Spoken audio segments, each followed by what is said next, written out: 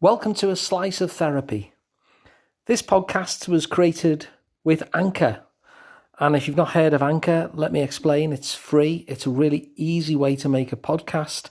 And it helps me because I can just do this every day directly into my phone, because there's creation tools that allow you to record and edit your podcast right from your phone or computer. So if you fancy making a podcast too, download the free Anchor app or go to anchor.fm to get started. So here's a question to ponder. Have you ever seen like a small child, like 6 or 7 years of age? Have you ever noticed that it's really quite rare for them, unless they do it by accident, to put something on a surface that is slanty? Because if you put something on a surface that's slanty, the thing falls off, doesn't it? And by the age of 6 or 7, kids kind of know that. So there's lots of surfaces in a house that are slanty, and there's lots that are straight and flat. And by that age, they seem aware that the slanty ones, you can't really put your stuff on there because it'll fall off. And they're aware as well that the ones that are straight and flat, you can put your stuff on there and it'll stay there. And I'm wondering how they know that. It's probably something that we don't think of a lot. How on earth do they know that? Because at that age, they've not been through a physics class, and yet they seem to have a really good grasp of the way the laws of physics in this universe are set up. And of course, they didn't necessarily have to be set up that way, but they are. And at 6 or 7, they know this. And they've not had a physics class. So how on earth do they know this? How on earth did we know it at the same age? Well, what we do as kids, we figure it out, don't we? We're put into this world and strange and new, and it's like, okay, let's figure this stuff out. Let me find out what the setup is here. And so we figure out that when we put something on a slanty surface, it's just going to fall off. And we figure out that if we put it on a straight surface, it'll stay there. We figure out the laws of physics in our environment. We figure out how gravity works, which is pretty amazing, really, when you think that none of us took a physics class at that age. But that's what we do. We just figure out the setup. How are things set up around here? Now, in just the same way as we do that with our physical world, of course, we also do that, social creatures that us humans are, we do that with our interpersonal world as well. There we are, we're stuck into this new world with these kind of other humans around us. And just as we figure out the laws of physics, we also figure out the setup interpersonally as well. What's going to get me praise? What's going to get me criticised? What's going to get me shouted at? What's going to make it more likely that there'll be danger or threat? What keeps me safest? These are all the kind of things that, as kids, we figured out. And in the figuring of that out, we started to see the world in certain ways that were going to help us navigate whatever that environment was. I'll believe this because if I follow that belief, that keeps me safer. I'll edit this because if I edit this, I won't get so much criticism because I notice I get criticised for that. If I amplify that particular trait about me, I'll do that more because that gets me a lot of positive attention. And so we figure out the interpersonal laws of physics. And so early on in our lives, the outside world is shaping us.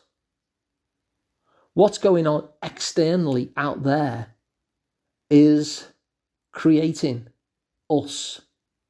The pressures of the environment are moulding us in many ways to be the people that we are. It's not the only thing, obviously, but however we come into the world, then the environment has its say as well. And so early on, the outside world is kind of creating us, is kind of sculpting us. And once we actually figured out how the world seems to be set up, what happens then is it flips. So early on, the outside world is shaping us. And then we hit a certain age where we figured out the laws of physics, we figured out the laws of interpersonal relationships, how we see ourselves, how we see others, how we see life itself. We figured that out, and from the point that we figured that out, it actually happens the other way. We then start to create the external world, or at least our perception of it. We will see the world in a particular way, and then we will cling on to that frame of reference, because after all, why wouldn't we? It kept us safe, didn't it? It helped us to survive.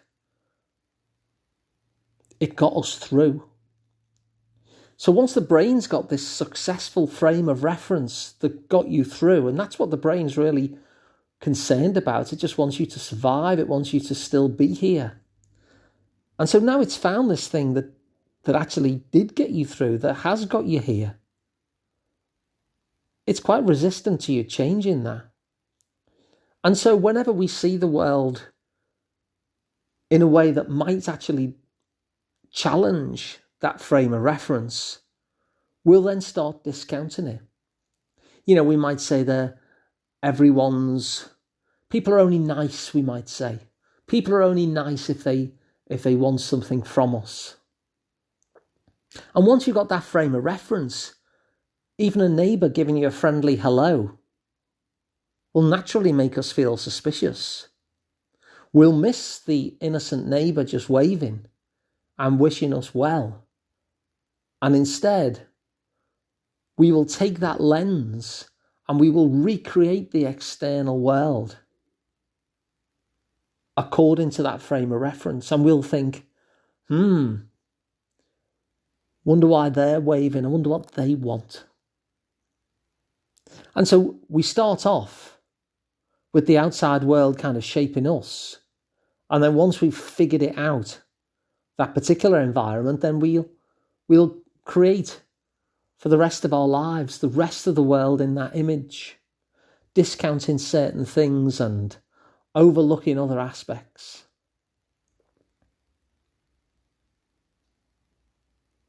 And so it's interesting, isn't it, to think of it in that way, to think of what is it that we're missing when we view the world through a particular frame of reference that we learned when we were younger, because that was the safest thing, the safest way to see the world back then. And now, as adults, we go through the world with that same filter on, if you like. And I wonder what it is we're filtering out as we walk through the world. I wonder what opportunities or connections that we're missing simply because we're looking through that particular lens, that we're beginning to shape the external world through that particular filter. And so I thought this was quite an interesting idea, how at first the external world shapes us internally, and we start to create these beliefs about ourselves and others and life itself. And then once we've got those beliefs, we then fit the world to them. And a big part of personal change, I suppose, is moving beyond those. So finding those things that are getting in our way and deciding how we'd like to see the world instead, how we would like to be in the world instead. What are the ways that we're editing ourselves and how we would like it to be instead. And once we know that, it gives us a bit of a roadmap towards how we want to be in the world, how we want to be thinking of ourselves and others and life itself, and allows us to then start making that journey towards the change. Because what we learned when we were younger, just like the 6-year-old who's never took a physics class but knows how the law of gravity works, we were really smart. And whatever we figured out in terms of the laws of physics is just the same as whatever we figured out in terms of the laws of interpersonal relationships that was true for us at that time. And so all of these edits, all of these filters that we've got in place are actually our signs of genius from when we were really so young that who would expect us to be a genius at that age? And yet we were. And so if some of those filters are now getting in our way, it's not a flaw in us. It's simply something that needs to be updated, that we can use that exact same genius that we used back then to redesign those filters for the here and now. And so if you like this idea and you think it would be helpful to someone else, please share it with them.